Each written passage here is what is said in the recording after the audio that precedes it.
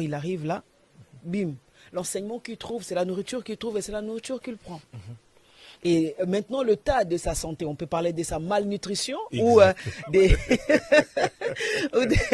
son bien-être. Finalement, ça dépend ça dépend de la nourriture qu'il reçoit. Et du coup, la faute ne peut pas vraiment... À ce stade, je suis fidèle de l'Église et je pense qu'il est important que je puisse nous défendre. Ok.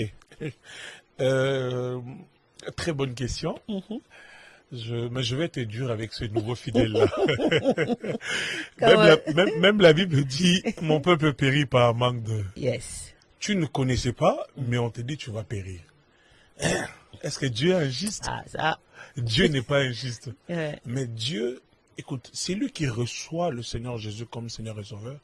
L'Éternel te place le Saint-Esprit non seulement comme un sceau, mais aussi comme celui qui t'interpelle de beaucoup de choses. Un enseignant. Un enseignant qui te guide.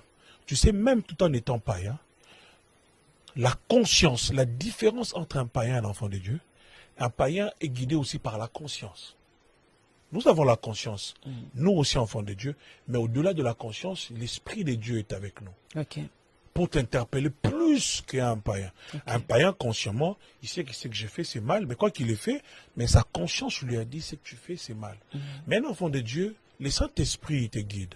Tu l'as reçu comme Seigneur et Sauveur, et le Saint-Esprit devient maintenant la direction.